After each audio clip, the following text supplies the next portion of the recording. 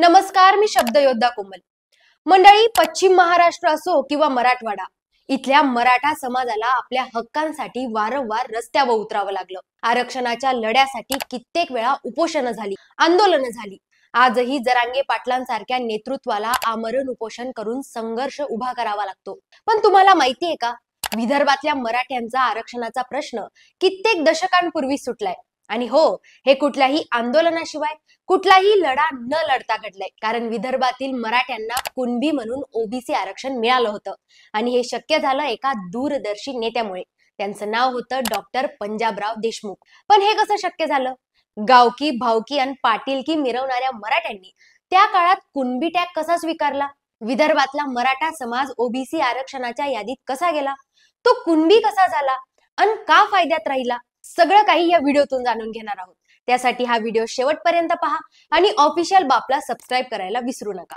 स्वातंत्र्यपूर्व काळात जाती व्यवस्थेनं समाजाची ओळख ठरवली होती. विदर्भातील मराठा समाज शेती करणारा, कष्टकरी पण आर्थिक दृष्ट्या खालावलेला होता. सामाजिक स्तरही मागे होता. पण आरक्षण फक्त दलित, आदिवासी आणि काही निवडक मागास वर्गांपुरताच मर्यादित होतं.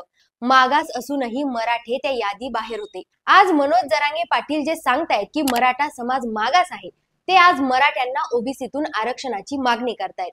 तीच मागणी अनेक वर्षांपूर्वी डॉक्टर पंजाबराव देशमुख यांनी ओळखली होती. पण तेव्हा या मराठवाडा आणि पश्चिम महाराष्ट्रातल्या मराठ्यांनी हे स्वीकारलं नाही. त्यांनी त्यावेळी कुणबी असणं नाकारलं. तर विदर्भातल्या मराठ्यांनी मात्र ती गोष्ट मान्य केली आणि त्यांचा त्यांना फायदा सुद्धा झाला.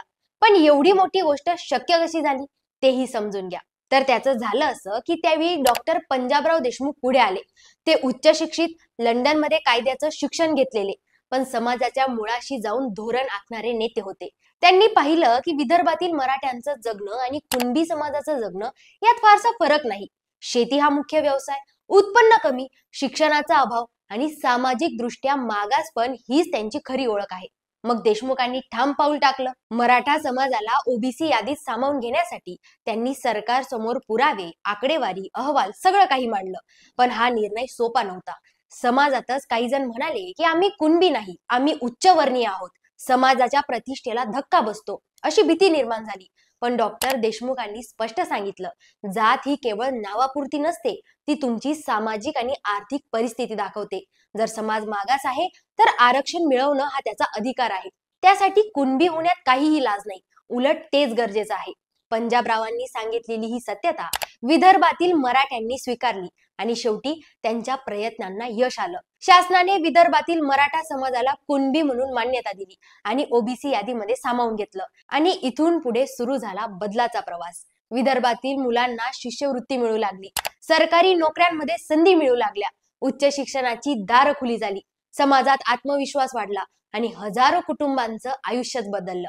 हे शक्य झालं फक्त एका विचारवंत, दूरदर्शी नेत्यामुळे, अर्थातच डॉक्टर पंजाबराव देशमुख यांच्यामुळे.